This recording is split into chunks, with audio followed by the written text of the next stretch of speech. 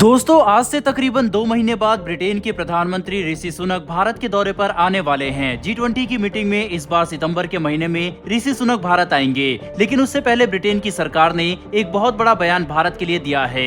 United nation security council में अपनी permanent seat को लेकर भारत लंबे समय से लड़ाई लड़ रहा है, जिस पर हाल ही में ब्रिटेन ने एक बहुत बड़ा बयान दिया है, जो भारत की स्थायी सदस्यता पर एक बहुत बड़ा प्रभाव डालेगा। कुछ लोग जहाँ इसे भारत और ब्रिटेन की बढ़ती दोस्ती का एक नमूना बता रहे हैं, तो कुछ एक्सपर्ट इसे ब्रिटेन का एक दोगलापन भी बता रहे हैं। आखिर ब्रिटेन ने भारत की परमानेंट मेंबरशिप को लेकर ऐसा कौन सा बड़ा बयान दिया है, इस पूरी खबर के ऊपर आज की इस वीडियो में हम जानेंगे। तो चलिए बिना वक्त गवाए आज की इस वीडियो को शुरू करते हैं। लेकिन उससे पहले अगर आप हमारे चैनल पर पहली बार आए हैं तो चैनल को सब्सक्राइब कर बेल नोटिफिकेशन दबाना ना भूलिएगा, जिससे हमारी आने वाली ऐसी वीडियो आप तक सबसे पहले पहुंच सके। दरअसल 3 जुलाई को यूनाइटेड नेशन में ब्रीफिंग करते हुए यूके की एम्बेसडर बारबरा वुडवर्ड्स ने यह बयान दिया है कि United kingdom United nation security council में परमानेंट सीट के एक्सपेंशन के लिए अपना सपोर्ट आगे रख रहा है, जिसके चलते यूके चाहता है कि इंडिया, ब्राजील, जर्मनी और जापान के साथ साथ अफ्रीकन रिप्रेजेंटेशन को भी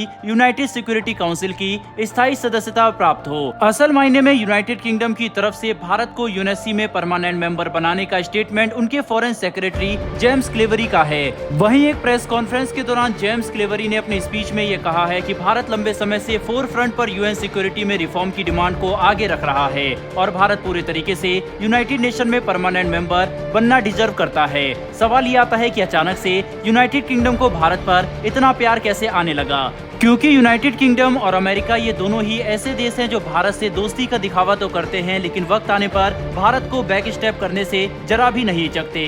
लेकिन वर्ल्ड सिनेरियो अब बदल चुके हैं। यूनाइटेड किंगडम भी इस बात को जानता है कि भारत एक ग्लोबल लीडर के तौर पर उभर रहा है और उसके साथ अपने डिप्लोमेटिक रिलेशन को सुधारने में ही उसकी भलाई है, क्योंकि भारतीय नागरिकों का एक बहुत बड़ा परसेंटेज इस वक्त यूके के ब्यूरोक्रेट्स और साथ ही साथ कई अलग अलग सेक्टर में मौजूद है। जेम्स क्लेवरी ने भारत की G20 प्रेसिडेंसी से इम्प्रेस होकर ये भी कहा कि एक असली लीडर क्या होता है, इसकी पहचान भारत ने दी है, क्योंकि G20 की अध्यक्षता को भारत ने बखूबी तौर से निभाया है। सिर्फ अपने ही देश की या फिर डेवलप नेशन की बात यहाँ पर नहीं हो रही, बल्कि भारत पुअरर नेशन और वीक नेशन को वर्ल्ड लेवल पर इस वक्त रिप्रेजेंट कर रहा है, जो एक सच्चे और अच्छे लीडर की सबसे बड़ी क्वालिटी है। लेकिन दोस्तों, अब सवाल आता है कि कुछ एक्सपर्ट्स कह रहे हैं कि यूनाइटेड किंगडम भारत के साथ अपने डिप्लोमेटिक रिलेशन को बेहतर करना चाहता है, इसीलिए ऐसे बयान दे रहा है। लेकिन कुछ कह रहे हैं कि ये पूरी तरीके से ब्रिटेन का दोगलापन है। ऐसा इसलिए क्योंकि ब्रिटेन ये बात जानता है कि यूनाइटेड नेशन में रिफॉर्म तब तक नहीं होगा जब तक पांचों देश अपनी रजामंदी ना दे दे। इसीलिए अगर यूएस यूके हाँ भी कह दे और भारत का सपोर्ट भी करे,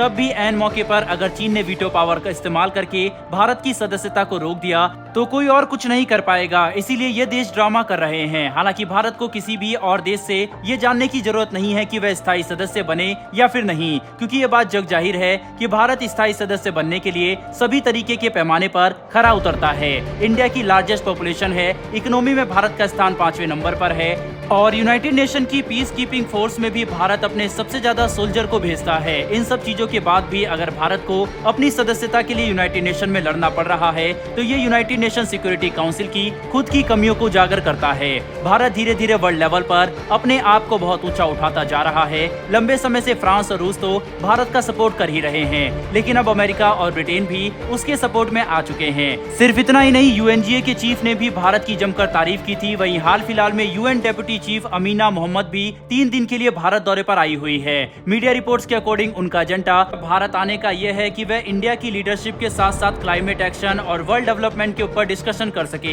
सेकेंड 5 ईयर टर्म में अमीना मोहम्मद के अपॉइंटमेंट के बाद ये उनका पहला ऑफिशियल भारतीय दौरा है। हर तरफ इंडिया की परमानेंट मेंबरशिप की ख्वाहिश इस बार पूरी हो सकती है।